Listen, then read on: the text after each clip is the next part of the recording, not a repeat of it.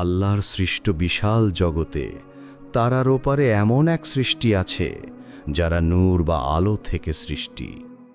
তারা কখনো ঘুমায় না, কখনো আল্লাহর আদেশ অমান্য করে না। তাদের মধ্যে 4 জন ফেরেশতা সবচেয়ে শক্তিশালী ও সম্মানিত। জিবরাইল আলাইহিসসালাম হলেন ফেরেশতাদের নেতা, যিনি প্রত্যেক নবীর কাছে আল্লাহর ওহী পৌঁছে দিয়েছেন। তিনি কোরআনের বাণী আল্লাহর পক্ষ থেকে মুহাম্মদ সাল্লাল্লাহু আলাইহি ওয়াসাল্লামের হৃদয়ে পৌঁছে দেন। রাসূল সাল্লাল্লাহু আলাইহি ওয়াসাল্লাম বলেছেন, আমি জিবরাইলকে দেখেছি, তার 600 ডানা দিগন্ত ঢেকে রেখেছিল। সহিহ বুখারী।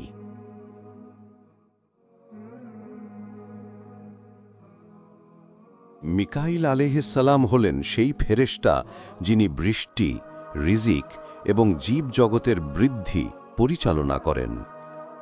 তিনি আল্লাহর আদেশে বৃষ্টি নামিয়ে মানুষ ও প্রাণীদের জন্য রহমত আনেন। রসূল সাল্লাল্লাহু আলাইহি ওয়াসাল্লাম বলেছেন, মিকাইল আলাইহিসসালাম জাহান্নাম সৃষ্টির পর থেকে আর কখনো হাসেননি, আল্লাহ ভীতির কারণে। ইসরাফিল আলাইহিসসালাম সেই ফেরেশতা যিনি শিঙ্গা বা সুর ফুঁকবেন, যা কিয়ামতের সূচনা ঘোষণা করবে। প্রথম ধ্বনিতে সব কিছু ধ্বংস হবে, দ্বিতীয় ধ্বনিতে সব মানুষ পুনরুত্থিত হবে। রসূল সাল্লাল্লাহু আলাইহি ওয়াসাল্লাম বলেছেন, ইসরাফিল আলাইহিসসালাম শিঙ্গা মুখে নিয়ে অপেক্ষা করছেন আল্লাহের আদেশের জন্য। তবারানি।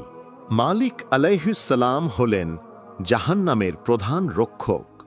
তিনি এমন শক্তিশালী ফেরেশতা যিনি আগুন সৃষ্টির পর থেকে আর কখনো হাসেননি। জাহান্নামের অধিবাসীরা যখন চিৎকার করবে, তিনি বলবেন, তোমরা এখানেই থাকবে, এটাই ছিল তোমাদের অস্বীকার। সূরা যুখরুফ 43-77। প্রতিটি মুহূর্তে ফেরেশতারা আমাদের চারপাশে থাকে। তারা আমাদের কাজ লিখে রাখে, আমাদের রক্ষা করে এবং মুমিনদের জন্য দোয়া করে। আল্লাহ বলেন, তোমাদের ওপর নিযুক্ত রয়েছে সম্মানিত ফেরেশতারা যারা তোমাদের কাজ জানে। সূরা আল ইনফিতার 8 থেকে 12 নম্বর আয়াত। এই 4 জন ফেরেশতা আমাদের